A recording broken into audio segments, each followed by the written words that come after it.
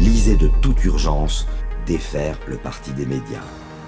Le livre de combat pour une presse vraiment libre.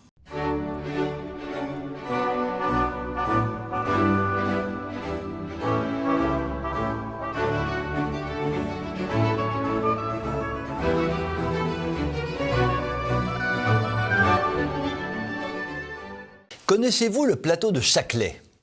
Non, ce n'est pas un plateau de restaurant servant à apporter aux clients des sandwichs au saucisson halal. Vous êtes vraiment incultes, mes amis téléspectateurs. Non, le plateau de Châtelet est un morceau de terre du sud de l'Île-de-France dans lequel sont logées de prestigieuses grandes écoles comme Polytechnique ou Normal Sup. Voilà, c'est ça le plateau de Châtelet. Pour les Français moyens que nous sommes, nous ne pouvons qu'imaginer, sur le plateau de Châtelet, que des écoles bien tenues, dirigées par des personnels compétents et fréquentées par des élèves qui n'ont qu'un seul souci, développer le mieux possible et le plus possible leur intelligence dans ces écoles d'excellence pour se consacrer ensuite à une belle carrière professionnelle. Eh bien, si nous, les Français moyens que nous sommes, pensons cela, nous sommes des gros nuls, des crétins patentés, des naïfs définitifs, car nombre d'élèves de ces écoles du plateau de Châtelet s'occupent davantage de leur fond de culotte que de leurs neurones situés dans leur cerveau. En effet, et nous en avions déjà parlé dans une chronique précédente, il semble que ces écoles dites d'excellence se soient transformées en écoles d'épanouissement sexuel. Et v'lan que je te papouille une jeune fille dans un couloir obscur, et plouf que j'en embrasse une autre furieusement à la sortie d'un cours, et patatras que j'en violente une.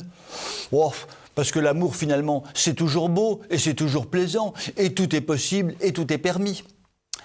Même dans la violence, même dans un petit viol par-ci par-là.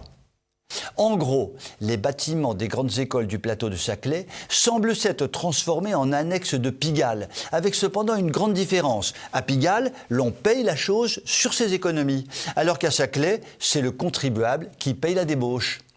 Ça n'est pas du tout pareil. Il y a quelques mois, après que les ceintures se soient un peu trop déliées, les langues se sont déliées à leur tour. Les médias se sont emparés du sujet. La police et la justice ont ouvert le dossier. Des témoignages ont été recueillis, le dossier s'est épaissi et tout cela n'est guère reluisant. Procureurs et gendarmes se sont rendus sur les lieux et la suite probable de cette affaire risque de faire trembler de nombreux élèves qui doivent regretter de ne s'être pas contentés d'agiter leurs seuls neurones du cerveau. Question à 1,30 €. Qui est le vrai responsable de cette incroyable situation ? Évidemment et en premier lieu, le monde des adultes et cette société dévoyée qui pousse à tous les comportements les plus dramatiques du matin au soir et du soir au matin et qui joue à la vierge effarouchée dès qu'un homme met sa main sur l'épaule d'une femme. Ces étudiants qui étudient dans des écoles d'excellence ont été formatés depuis le plus jeune âge au libre débordement sexuel sous toutes leurs formes. Faut-il leur en vouloir de mettre brutalement en pratique ce qu'ils ont appris depuis leur plus jeune âge ? Décidément, il faudra bien qu'un jour la société prenne une position cohérente. Soit elle combat ces comportements et combat donc avec ardeur tout ce qui permet ces comportements, soit elle continue à tout faire pour favoriser ces comportements, mais alors qu'elle accepte donc de tels comportements. Je vous souhaite une très bonne soirée.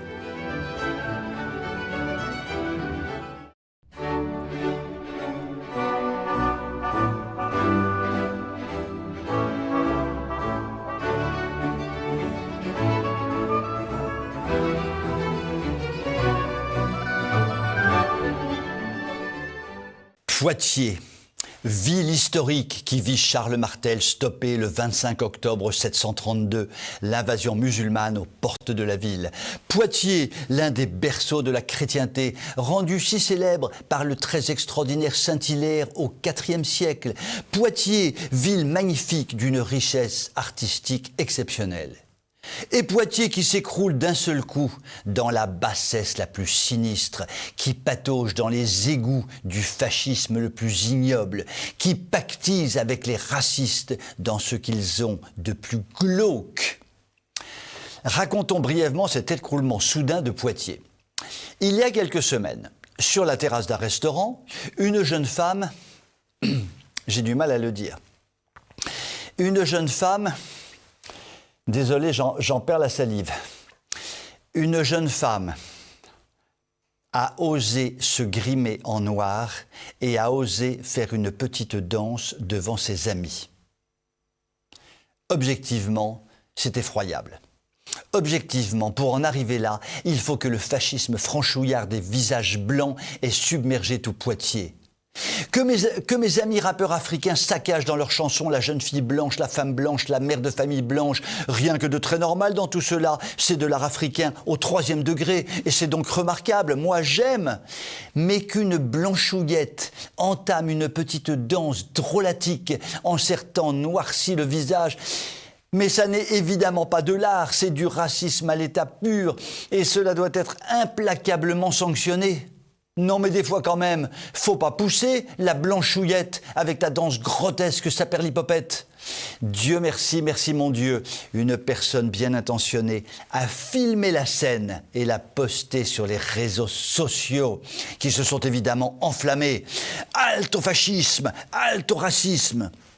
Le patron du restaurant, qui n'y est évidemment pour rien, s'est vu menacé de mort. Et ce n'est que justice. Eh bien évidemment. Plus personne ne fréquente désormais son restaurant fasciste. Et cela n'est que justice, qu'il aille au diable celui-là. Il faut quand même que les franchouillards fascisants comprennent une bonne fois pour toutes que la race blanche, vouée à disparaître rapidement, ne mérite pas la moindre considération et mérite d'être avilie par tous les moyens. Ce n'est que justice. La race noire a donc désormais tous les droits sur la race blanche, peuple d'esclaves. En revanche, les populations africaines, devenues par le miracle du wokisme l'alpha et l'oméga de toute vie sur Terre, ne peuvent en aucun cas être critiquées ou être parodiées. Elles sont désormais la race dominante, la race supérieure qui dominera bientôt l'Europe grâce aux bienfaits de l'immigration et de la démographie. Tous les franchouillards doivent en avoir conscience. Ils constituent une espèce en voie de disparition et doivent donc disparaître en silence, sans que soit tolérée une danse amusante d'une personne qui s'était grimée en noir et qui se déhanchait sur une terrasse de restaurant à Poitiers. Je vous souhaite une très bonne soirée.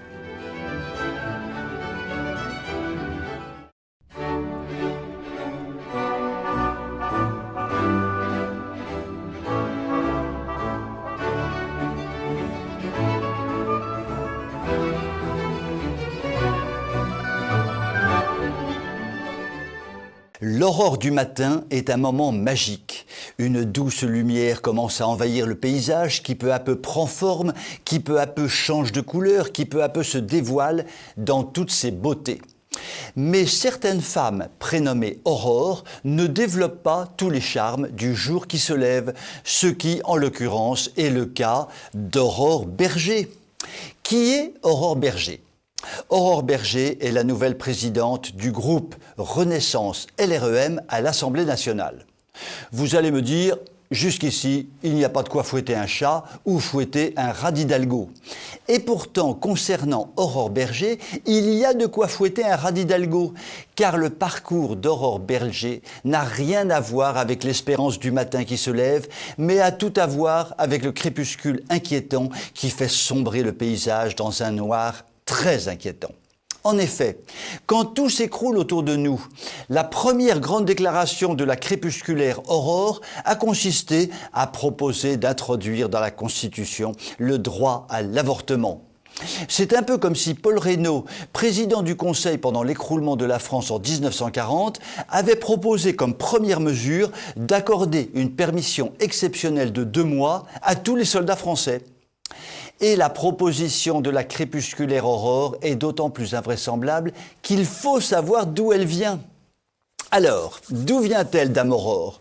Tout d'abord, elle a fait des études dans le très catholique et très célèbre établissement scolaire de Versailles, Saint-Jean de Béthune. Ensuite, dotée d'une forte ambition, ou plutôt d'une ambition démesurée, elle a virevolté de tous les côtés, en essuyant d'ailleurs échec sur échec.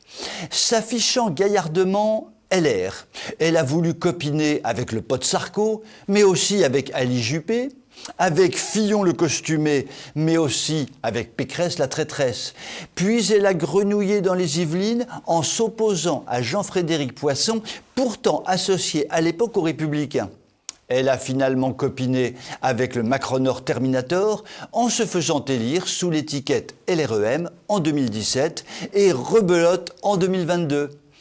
En clair matin comme en sombre crépuscule, l'on peut dire qu'Aurore Bergé est la catholique qui se passionne pour l'avortement, la conservatrice qui se passionne pour le macronisme déconstructeur, la femme droit dans ses bottes qui tourne Kazakh du soir au matin et du matin au soir, en bref, un membre caricatural du parti Les Républicains.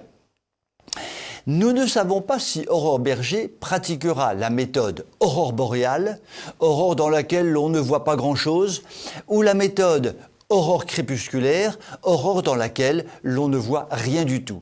Ce qui est sûr, en revanche, c'est qu'elle ne risque pas d'être la belle aurore du matin qui remplit notre journée d'espérance.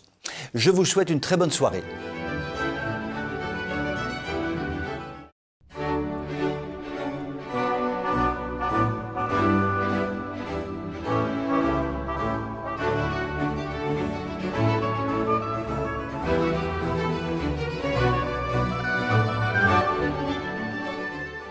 De plus en plus de catholiques se posent une question très simple. Pour qui roule le pape François ?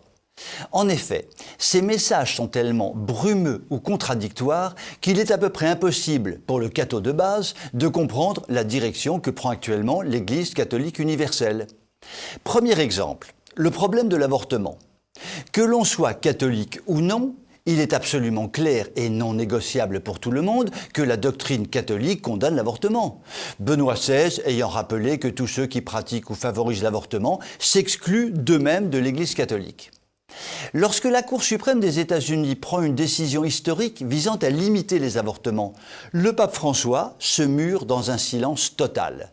En revanche, au même moment, il reçoit avec effusion Nancy Pelosi, présidente de la Chambre des représentants des États-Unis, se revendiquant catholique pratiquante, mais totalement favorable à l'avortement et à son extension. Et il accepte même qu'elle communie devant lui pendant une messe. Alors, pour un catholique de base, l'avortement est-il une bonne chose ou pas ? Recevant de la sorte Nancy Pelosi, le pape François donne un signal très fort en faveur de l'avortement. Il fallait oser et il l'a fait. Second exemple, François ayant compris que la pédagogie est l'art de la répétition, il a trouvé utile d'écrire un document tout récent dans lequel, une nouvelle fois, il flingue à la Kalachnikov du 9-3 la messe en latin. Il semble désormais atteint par une latinophobie foudroyante qui devrait être le grand sujet de la fin de son règne. Peut-être estime-t-il tout simplement que les églises ne se vident pas assez vite et qu'il faut donc fermer définitivement et le plus vite possible les églises pratiquant les rites historiques de l'Église catholique, rites qui attirent des foules de plus en plus nombreuses. Pour couronner le tout, il a célébré une messe en rite kényan. Le rite kényan étant évidemment le sujet de préoccupation principale pour une église catholique qui s'écroule. Troisième exemple, la pédagogie étant toujours la répétition, François serine à tort et à travers que l'accueil de l'immigrant n'est pas une option mais un devoir, une nécessité, une obligation. Il est vraiment dommage qu'il n'ait pas eu le temps d'aller voir de ses yeux ce qui s'est passé en juin à Melilla, la sauvage tentative d'invasion par des Africains déchaînés se terminant par des morts en série, lui aurait peut-être ouvert les yeux. L'on peut toujours rêver. Quoi qu'il en soit, le pape François devient illisible et incompréhensible pour un très grand nombre de catholiques très sincères. Je rajouterais pour un très grand nombre de personnes de la planète. Ayant truffé le collège électoral de gens qui lui sont très proches, il est très probable que son remplaçant sera du même bois, ou peut-être pire. Tant pis pour l'Église catholique. Je vous souhaite une très bonne soirée.